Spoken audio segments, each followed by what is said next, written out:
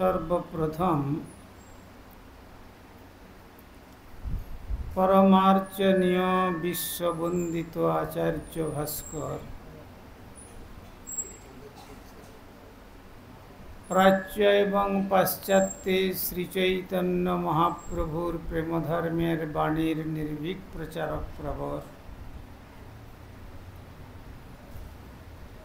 कलि युग पावनावतारी भुवन मंगल परम करुण श्रीमन महाप्रभुर अभिन्न श्री श्री नित्यानंद मूर्त प्रकाश मूर्ति जगद्गुरु युगाचार्य श्रील प्रभुपाद भक्ति सिद्धांत सरस्वती गोस्वामी ठाकुरेर अनुकंपित जनेर अन्यतम कृपा भाजन परमाराध्य श्री गुरुपाद पद्म ओं विष्णुपाद परिव्राजकाचार्य वर्य त्रिदंडी स्वामी श्री श्रीमद् भक्ति कुमुद संत गोस्वामी ठाकुरेर रातुल चरणे संख्यातीत षष्टांग दंडवत प्रणति जानिए तार अहैतुकी कृपा आशीर्वाद प्रार्थना करी। तदनंतर अभिन्न श्री गुरुपाद पद्म এই মিঠাপুকুর স্থিত শ্রীকৃষ্ণ চৈতন্য মঠের প্রাণ পুরুষ নিত্যলীলা প্রবিষ্ট বিষ্ণুপাদ শ্রী শ্রীমদ্ ভক্তি কমল মধুসূদন গোস্বামী ঠাকুরের পাদ পদ্মে অনুরূপ দণ্ডবত প্রণতি জানিয়ে এই শ্রীমঠের প্রাক্তন আচার্য तथा शिक्षा गुरुपाद पद्म नित्यलीला प्रविष्ट विष्णुपाद श्री श्रीमद् भक्ति जीवन आचार्य गोस्वामी ठाकुरेर पाद पद्म वंदना करी।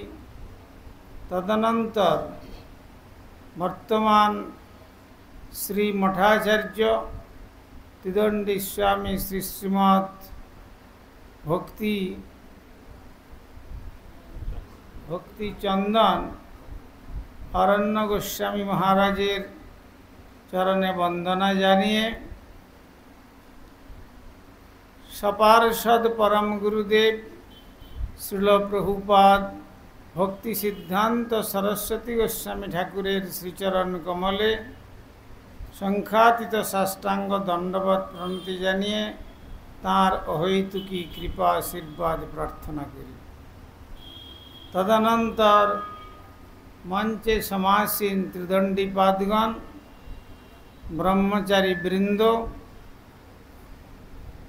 महाभागवत चरित कथा श्रवण पिपासु सुधी सज्जन वृंदो और मातृमंडली सकल के प्रारंभे जनाई आमार हार्दिक सादर यथायोग्य वैष्णव अभिनंदन। आज देखते देखते प्राय एक बत्सर होते चलल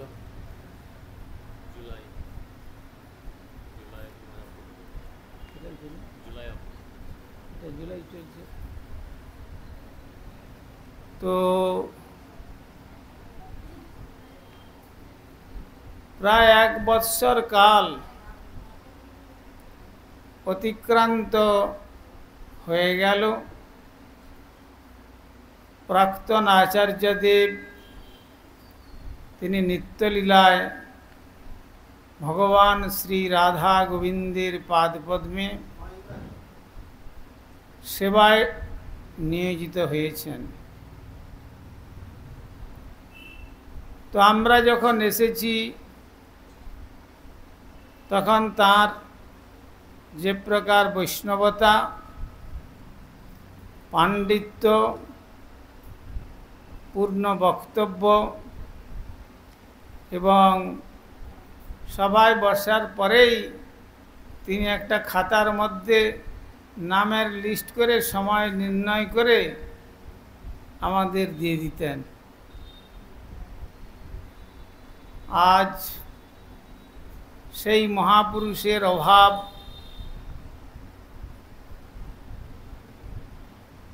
এটা বিশেষ রূপে আমাদের প্রাণে সেই অভাবের অনুতাপ যেন চিত্তকে বিচলিত করছে।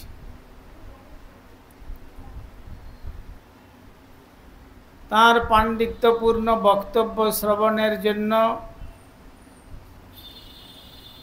কত ভক্তগণের শুভাগমন হতো।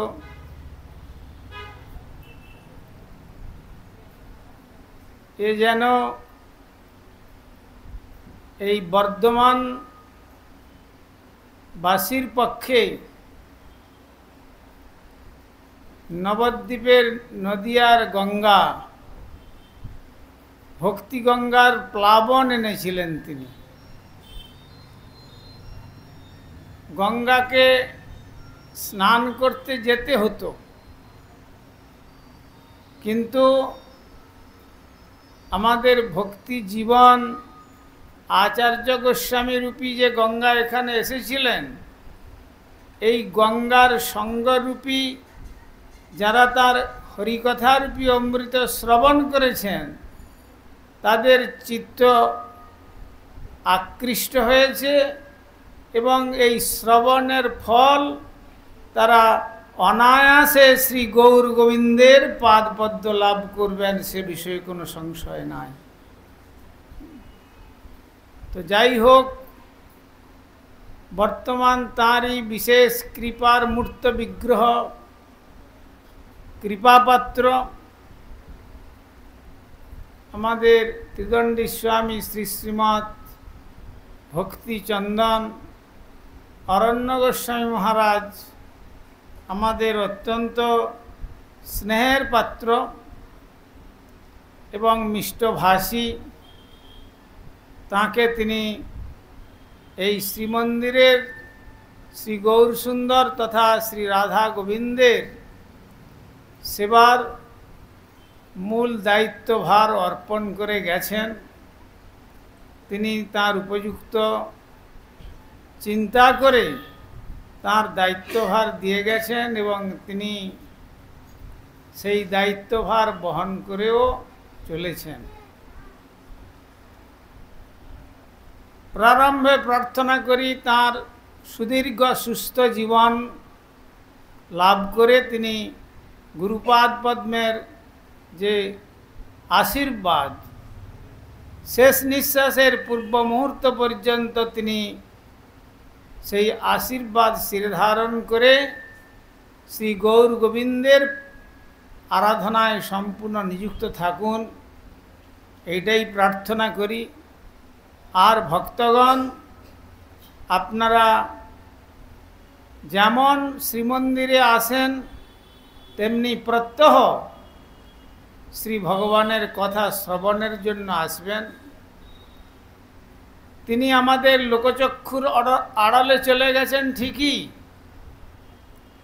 কিন্তু বৈষ্ণবের জন্মও নেই, মৃত্যুও নেই।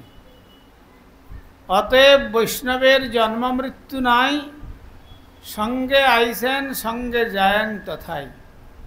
শ্রী ভগবদ ইচ্ছাক্রমে এই জগতে আসেন, আবার ভগবদ ইচ্ছাক্রমে আবার অন্য গ্রহে, অন্য লোকে, অন্য ব্রহ্মাণ্ডে প্রচারের জন্য যাত্রা করেন।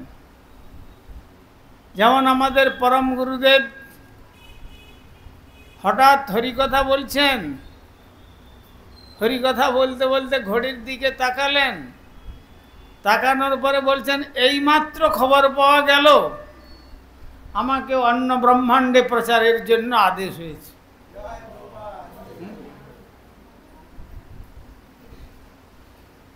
শুনে ভক্তগণ খুব বিচলিত হয়ে পড়ছেন, বিহ্বল হয়ে তাদের চোখের জল, যে এ কি, প্রভুপাদে কি বলছেন?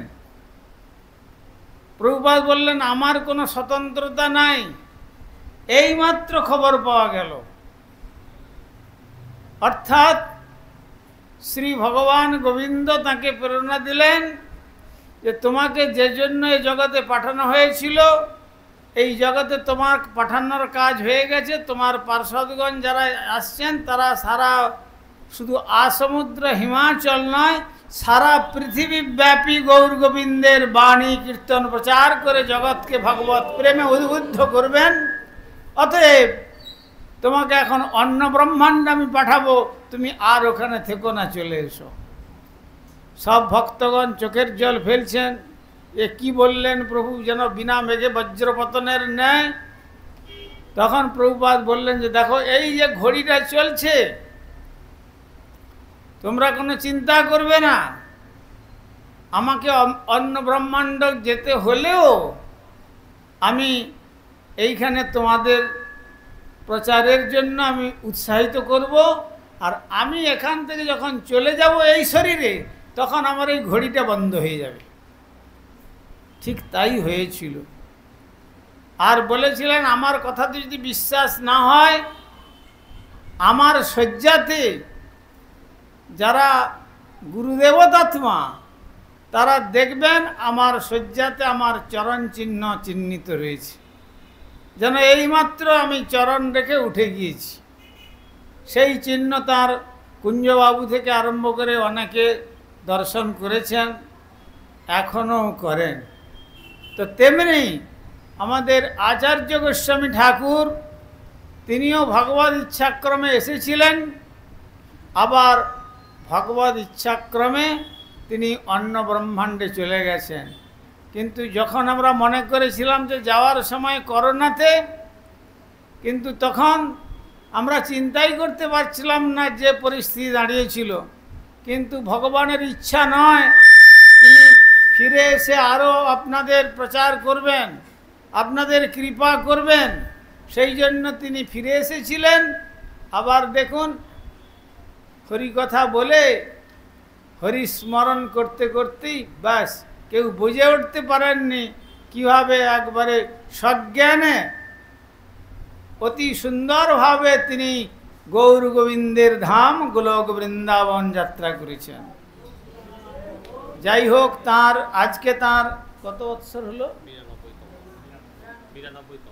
92তম শুভ আবির্ভাব মহোৎসবের আয়োজন করেছেন আমাদের বর্তমান শ্রী মঠাচার্যপাদ।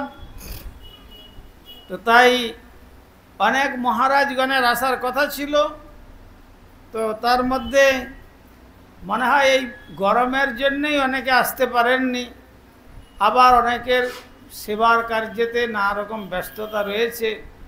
যাই হোক, সেখানে আমাদের আজকের প্রারম্ভিক বক্তব্য রাখার জন্য আমি অনুরোধ করছি বর্তমান শ্রী মঠাচার্য ত্রিদণ্ডী স্বামী শ্রী শ্রীমৎ ভক্তি চন্দন অরণ্য গোস্বামী মহারাজের নিকট তিনি প্রারম্ভিক ভাষণ প্রদান করে আমাদেরকে আরও উৎসাহিত করবেন।